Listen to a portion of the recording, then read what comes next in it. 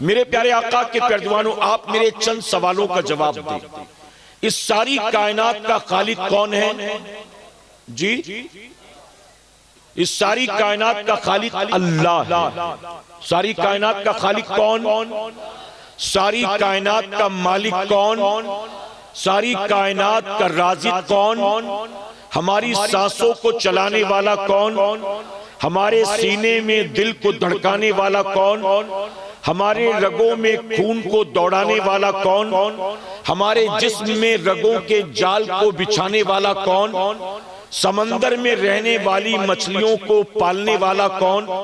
अगर एक मुसलमान पूरे साल भर में 50 घंटे तकरीर सुनता है और अपनी जिंदगी का अक्सर वक्त जलसे जुलूस में खर्च करता है, इसके बावजूद अगर उस कौम को पहला कलमा भी नहीं आता है, तो क्या बताइए अल्लाह उस कौम को इज्जत अता फरमाएगा? और मेरे करीम मौत आने से पहले हम गरीबों, नातवा, कमजोरों को एक मर्तबा माह रमजान मदीने में नसीब फरमा।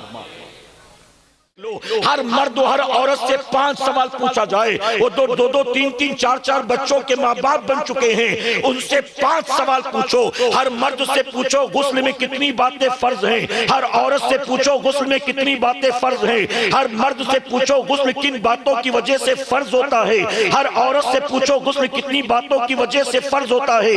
हर मर्द से पूछो वजू में कितनी बातें फर्ज हैं, हर औरत से पूछो वजू में कितनी बातें फर्ज हैं। ये बेसिक चीज है जिसकी नॉलेज हर मुसलमान को होनी चाहिए। इसके बाद शौहर से पूछो।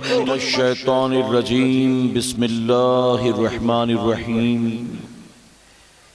या अय्युहल्लज़ीना आमनू तूबू इलल्लाहि तौबतन नसूहा। सदक़ल्लाहु मौलाना अलीउल अज़ीम। बादे तौहीद के मतवालों, शमे रिसालत के परवानों, गौसो ख्वाजा और रजा के चाहने वालों, आइए सबसे पहले हम और आप निहायत ही अदब और एहतराम के साथ अपने और सारी कायनात के मरकज़े अक़ीदत जनाबे मुहम्मदुर रसूलुल्लाह सल्लल्लाहु ताला अलैहि वसल्लम की बारगाहे बेकस पनाह में जिस तरह से मैं आपको पढ़ाऊं, मेरे साथ मिलकर पूरा मजमा बआवाज़ बुलंद हदिये गुलामी दुरूदो सलाम के अंदाज में पेश कर लें। हमारी माएँ, बहनें, बच्चियाँ धीमी आवाज़ों में पढ़ें और मर्द हजरात की आवाज़ें बुलंद होनी चाहिए। अस्सलातु वस्सलामु अलैका या रसूलल्लाह। अस्सलातु वस्सलामु अलैका या हबीबल्लाह। अस्सलातु वस्सलामु अलैका या नबियल्लाह। वअला आलिका व अस्हाबिका या नूर अल्लाह सल्लल्लाहु ताला अलैहि वसल्लम।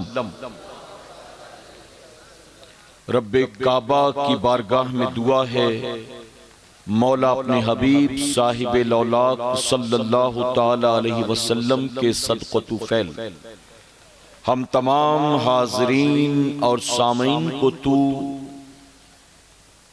माहे शाबान के फ़यूज़ व बरक़ात से भरपूर माला माल फरमा। मौला तूने हमें बिन मांगे शबे मिराज और शबे बरात अता की।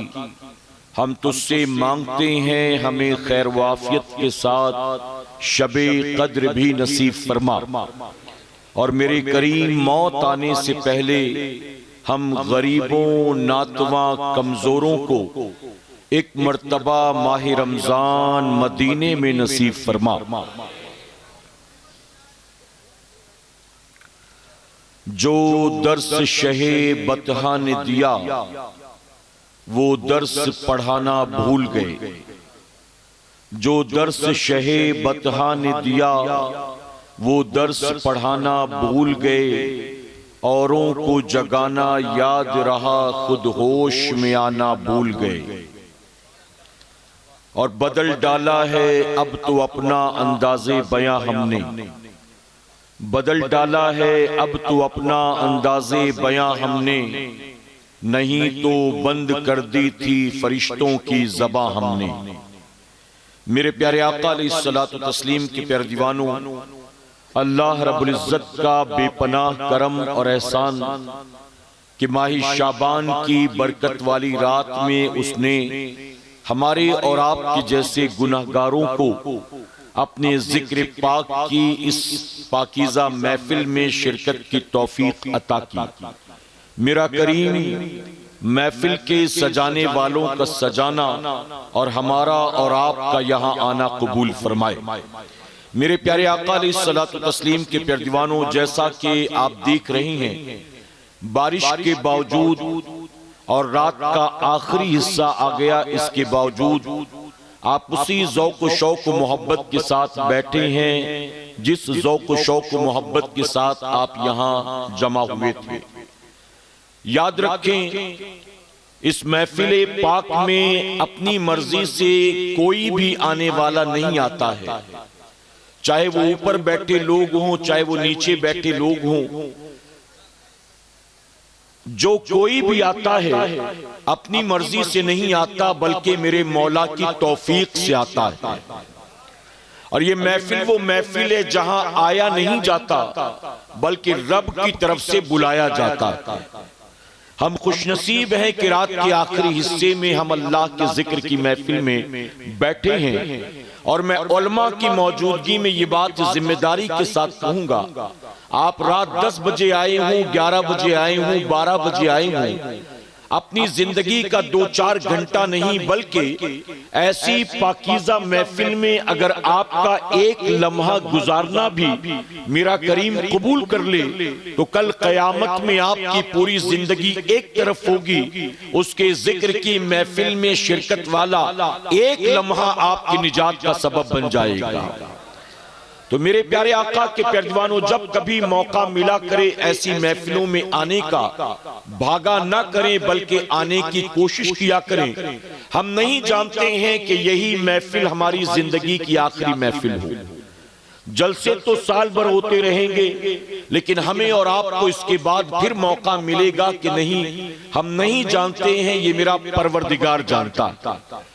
तो ये मौके जिंदगी में बार बार आया नहीं करते, जब भी मिला करे आप आया करें कि इंशाअल्लाह।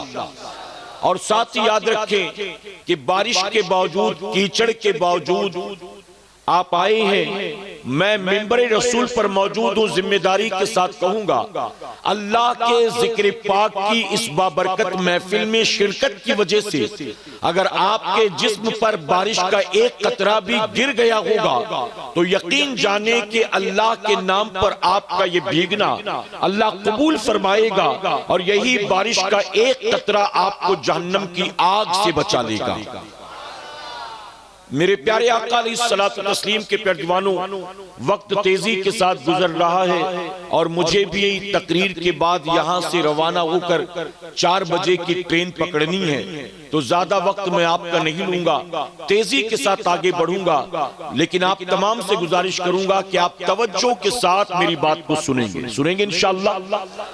मेरे प्यारे आका के प्यारे दीवानों, आप मेरे चंद सवालों का जवाब दें। इस सारी कायनात का खालिक कौन है जी? इस सारी कायनात का खालिक अल्लाह है। सारी कायनात का खालिक कौन? सारी कायनात का मालिक कौन? सारी कायनात का राज़िक कौन? हमारी सांसों को चलाने वाला कौन? हमारे सीने में दिल को धड़काने वाला कौन? हमारे रगों में खून को दौड़ाने वाला कौन? हमारे जिस्म में रगों के जाल को बिछाने वाला कौन? समंदर में रहने वाली मछलियों को पालने वाला कौन? हवा में उड़ने वाले परिंदों को खिलाने वाला कौन? बिलों में रहने वाली चींटियों को रोजी देने वाला कौन? हर रात सोने के बाद सुबह उठने की मोहलत देने वाला कौन? हमने पूरी दुनिया को चैलेंज किया और पूरी दुनिया को चैलेंज करके बहसते मुसलमान हमने ये कहा तुम जिसको भी अपना माबूद मानते हो, हकीकत में वो माबूद नहीं। माबूद तो वो है जिसने सारी कायनात को पैदा फरमाया। खालिक भी वही है, मालिक भी वही है। इबादत के लायक है तो सिर्फ अल्लाह है, सजदों के लायक है तो सिर्फ अल्लाह है। मेरे प्यारे आका के पैरवानों, मैंने आपसे सवाल पूछा और हर सवाल के जवाब में आपने कहा अल्लाह है, अल्लाह है, अल्लाह है। अब मैं आपसे सवाल पूछता हूं, जब आप अल्लाह के खालिक होने की गवाही देते हैं, अल्लाह के मालिक होने की गवाही देते हैं, अल्लाह के राज़िक होने की गवाही देते हैं, आप जब ये मानते हैं मुझे जो कुछ मिला ये अल्लाह ही ने अता किया, मुझे जो मिलेगा वो अल्लाह ही देगा, जिंदगी मौत पर कुदरत रखने वाला अल्लाह है, इज्जत और जिल्लत देने वाला अल्लाह है, बीमारी और बीमारी से शिफा देने वाला अल्लाह है, हमारी खातिर जमीन को बिछाने वाला अल्लाह है, आसमान का शामियाना लगाने वाला अल्लाह है, हवा में ऑक्सीजन पैदा करने वाला अल्लाह है, हमें चलने फिरने की ताकत देने वाला अल्लाह है। मेरे प्यारे आका के पैरवानों, जब हम सबका ये मानना है कि खालिक भी अल्लाह है, मालिक भी अल्लाह है, राज़िक भी अल्लाह है, हम उसी का दिया सुबह भी खाते हैं, उसी का दिया शाम भी खाते हैं, उसी का दिया रात भी खाते हैं, वही हमारी खातिर पानी भी बरसाता है, वही हमारी खातिर जमीन से सब्जा भी उगाता है। जब हम इन सारी बातों की गवाही देते हैं तो इस शहादत के बाद, इस गवाही के बाद आप बताएं कि हम अल्लाह की नाफरमानी क्यों करते? आज आप जानते हैं, जैसा कि नकीब साहब कह रहे थे, मैं तल्ख बात अर्ज करना चाहूंगा, तवज्जो है ना आपकी? मैंने कहा ना ज्यादा वक्त नहीं और ज्यादा लूंगा भी नहीं, तेजी से असल मुद्दे पर पहुंचकर अपनी बात आपके सामने रखूंगा। इस वक्त हिंदुस्तान में अगर पूछा जाए कि मुसलमानों की आबादी कितनी है, तो हर कोई अपने अपने एतबार से कहेगा, कोई कहेगा 20 करोड़, कोई कहेगा 25, कोई कहेगा 28, कोई कहेगा 30, यही कहेंगे ना? यानी टोटल हिंदुस्तान की पॉपुलेशन 140 करोड़ और 140 करोड़ में तकरीबन 20, 22, 25, 28 या 30 करोड़ मुसलमान। बताइए, है ना? जनगणना नहीं हुई, काफी साल हो चुके हैं। एक अंदाजे के मुताबिक लोग कहते हैं कि इतनी आबादी है, 25% मुसलमान है, लोगों का यह कहना है।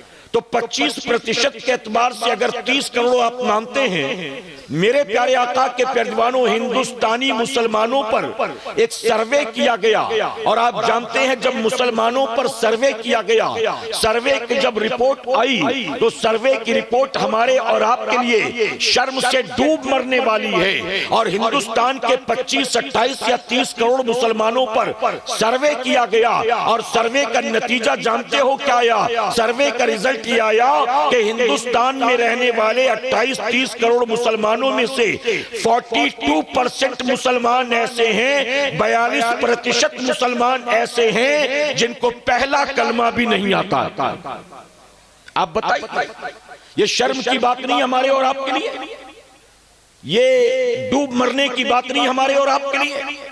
हमारे यहां जलसे जुलूस की कोई कमी नहीं, हमारे यहां उर्स चादर गागर की कोई कमी नहीं, हमारे यहां संदल की, ताजिए की, अलम की, डोल ताशे की कोई कमी नहीं। हम साल भर ये सारी चीजें कर रहे हैं, लेकिन इन सारी चीजों को मौजूदा दौर के मुसलमानों ने महज रस्म रिवाज बनाकर रख दिया। आप मुझे बताएं, आपकी मस्जिद में जुमा के दिन बयान होता है कि नहीं? इमाम साहब का होता है ना?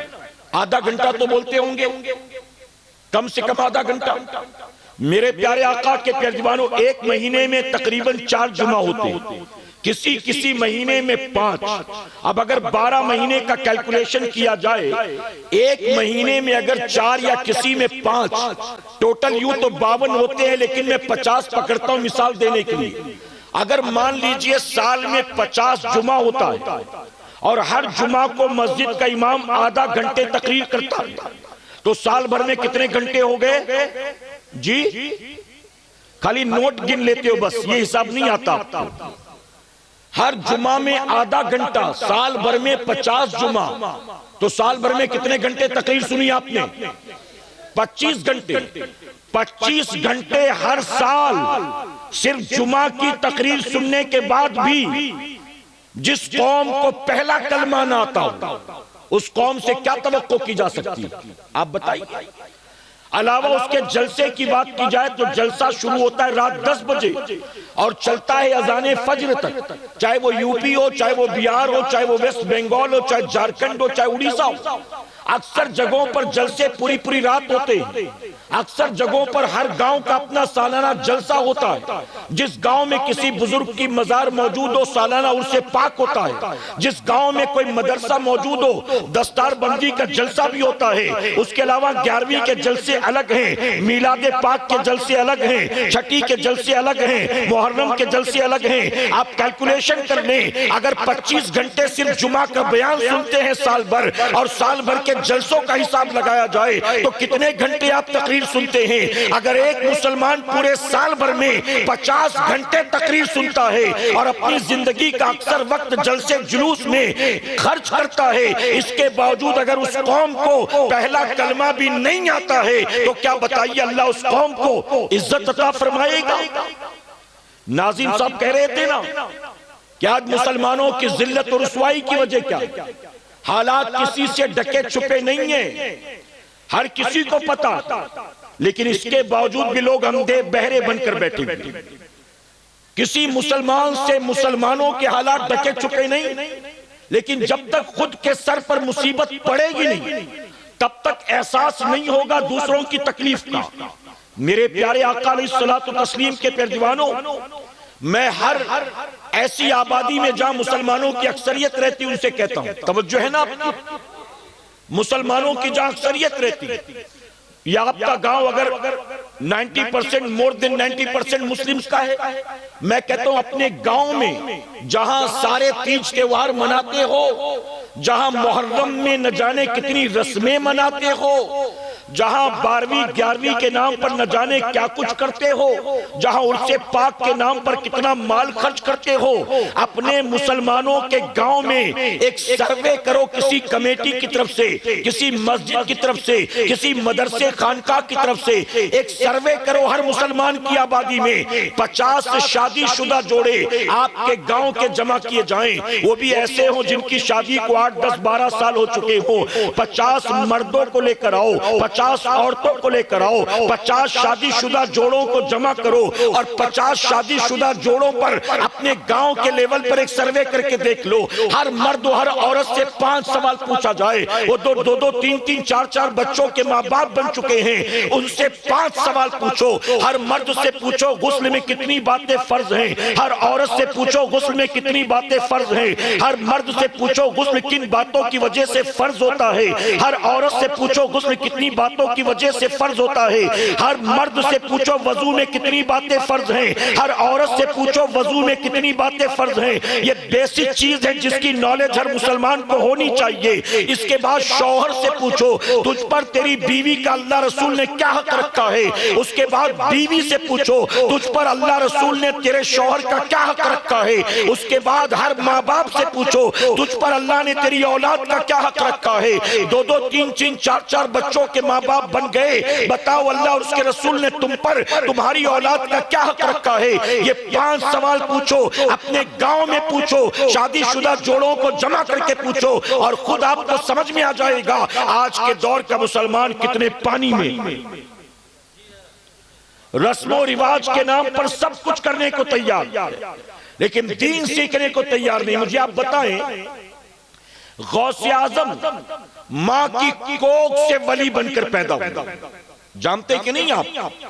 बल्कि अपनी वालिदा की कोख से 18 पारों के हाफिज बनकर पैदा हुआ। इसके बावजूद गौसे आजम जीलान से निकलकर बगदाद शरीफ गए, उर्स में शिरकत करने नहीं गए थे, मुरीद के घर दावत खाने नहीं गए थे। शहरे जीलान से वो जो माँ की कोख से वली बनकर पैदा हुआ, वो बगदाद के मदरसे में जाकर दाखिला लेता है और 8 साल तक बगदाद के मदरसे में पढ़ाई करता है। बल्कि खुद फरमाते हैं मैं इल्म हासिल करता रहा, मैं इल्म हासिल करता रहा, हत्ता कि अल्लाह ने मुझे मकामे विलायत अता कर दिया।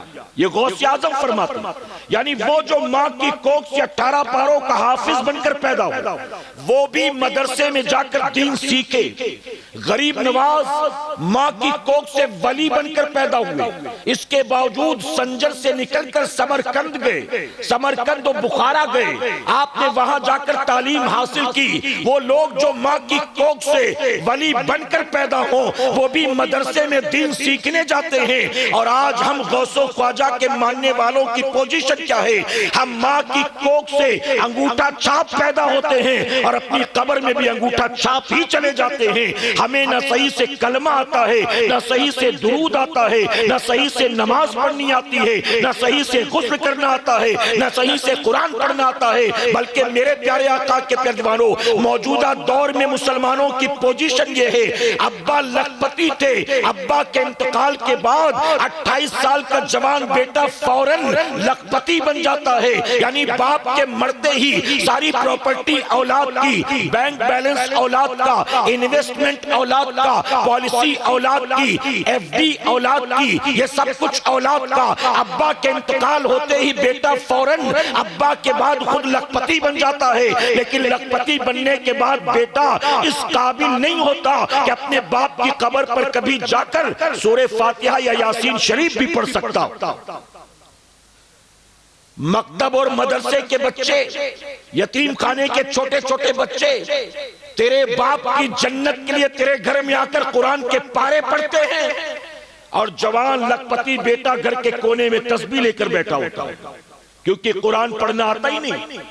अब्बा ने हिसाब किताब तो सिखा दिया, दुकानदारी सिखा दी, कहां से माल लेना, कहां से माल बेचना, हर महीने का टर्न ओवर कितना, हर माल पे मुनाफा कितना, मार्केट से कितना आना, मार्केट में कितना जाना।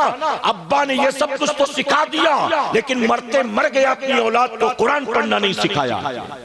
आप मुझे दिल पर हाथ रखकर बताओ, अल्लाह उस कौम को, जिस कौम को इस्तिंजा करने की तमीज ना हो, जिस कौम को नहाने का सलीका ना आता हो, अल्लाह उस कौम को इज्जत अता करेगा, अल्लाह उस कौम को सरबुलंदी अता करेगा। मेरे प्यारे आका अलैहिस्सलातु तस्लीम के प्यारे दीवानों, अगर चाहते हो अल्लाह फिर से खोया हुआ